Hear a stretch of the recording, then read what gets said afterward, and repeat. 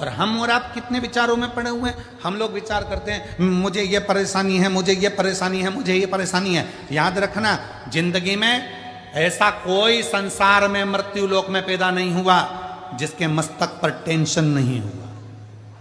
सबको चिंता है, सबको टेंशन है, सबको कुछ ना कुछ परेशानी है।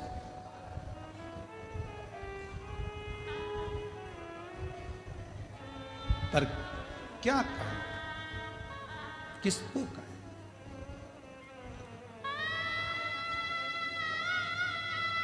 अपनी समस्या का हल अपने को करना है।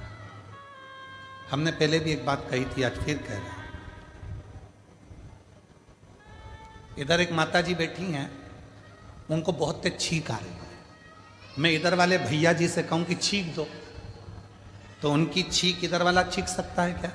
बोलो, जम के बोलो जरा। चलो ठीक है। इधर एक दादाजी बैठे हैं, मैं उनको खांसी आ रही बहुत तेज, और मैं उनसे कहता हूं तुम मत खांसना, पड़ोसन खांसेगी। खांसने से काम चल जाएगा क्या? जम के बोलो नहीं।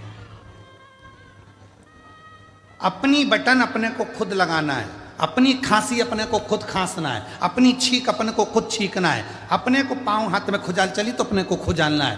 अर्थात अपने पेट में दर्द हुआ तो दवाई भी अपने को खाना है। तो अपनी जिंदगी में अगर दुख आया है तो एक लोटा जल चढ़ाकर उस दुख को भी अपने को ही काटना है, कोई दूसरा नहीं काटेगा। संसार में कोई पैदा नहीं हुआ जो तुम्हारे दुख को काट दे। याद रखना, कहीं का महाराज तुमसे कह दे कि मेरे पास आकर बैठो मैं तुम्हारा दुख काट दूंगा, समझ लेना पक्का बेवकूफ बना रहा है, 1-2 लाख लेके चले जाएगा। सब बेवकूफ बना रहा है। कोई किसी का दुख नहीं काट सकता। संसार में कोई पैदा नहीं हुआ कि किसी का दुख काट दे। भगवान राम की जिंदगी में भी दुख आया था, 14 वर्ष का वनवास आया था, बड़े बड़े गुरु उनके पास में थे, विद्वान विद्वान उनके ऋषि उनके पास में थे, वो भी राम जी का दुख नहीं काट पाए। क्यों?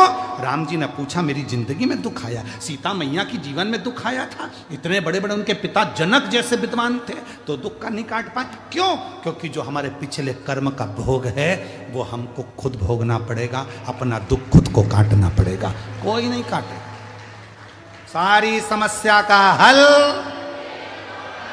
एक लोटा जल, और वो एक लोटा जल तुम्हें चढ़ाना पड़ेगा, तुम्हें। इसलिए शिव महापुराण की कथा बार बार कहती है कि एक लोटा जल लेकर मंदिर जाओ, एक लोटा जल लेकर मंदिर जाओ, एक लोटा जल लेकर मंदिर जाओ। क्यों?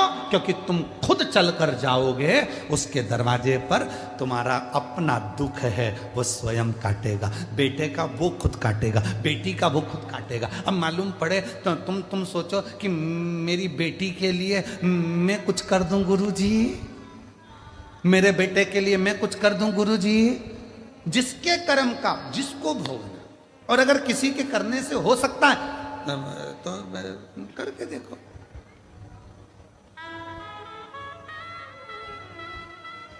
शादी में कौन कौन जाते हैं?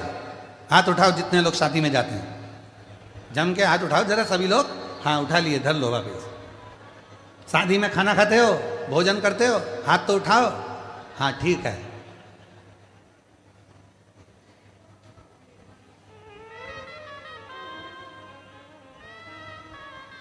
एक ही प्लेट में एक ही गुलाब जामुन की कटोरी, एक ही गाजर के हलवे की कटोरी, उसमें दोनों पति पत्नी खा लेते हो? जम के तो बोलो नहीं। गाजर का हलवा दोनों को अलग अलग खाना है। समोसा पति भी खाएगा, पत्नी भी खाएगी, इसकी प्लेट अलग, इसकी प्लेट अलग। ये खाएगा, इसका पेट भराएगा, वो खाएगी, उसका पेट भराएगा। तो मंदिर भी सबको जाना चाहिए। पर कई लोग विचार में रहे, गुरुजी जब दान करने का नंबर आता है, कहीं 150 रुपए चढ़ाना होते हैं, तो माताएं सिर पे पल्लू लेके पति को टच कर लेती है। टच। हमने पूछा इससे क्या होगा? 50-50। तो हमने कहा ठीक है, अब मिल कहीं की शादी में, और जो शादी में मिली उसके हाथ में प्लेट थी, पति के हाथ में, हमने उसकी पत्नी से कहा टच कर ले, वो खाएगा तुझे मिल जाएगा। समोसा वो खाएगा मिलेगा तुझे, गाजर का हलवा वो खाएगा मिलेगा तुझे। अपनी आइसक्रीम अपने को साफ करना है। अपना दुख अपने को मिटाना है, दूसरे की सामर्थ्यता नहीं। ये तुम लोग जो ढोंग प्रपंच में फंस जाते हो, आडंबर में फंस जाते हो, कहीं का आकर कह देता मेरे पास आकर बैठो, मैं तुम्हारी पूरी जिंदगी संवार दूंगा, मैं तुम्हारा दुख मिटा दूंगा। उसका बापड़े का तो खुद नहीं मिट रही जो तुम्हारा मिटाने चला। और किसी के पास जाओ और वो कह दे तुम्हारा दुख मैं मिटाऊंगा, तो उसको कह के आ जाना एक लोटा जल चढ़ा ले, तेरा खुद मिट जाएगा। सारी समस्या का हल एक लोटा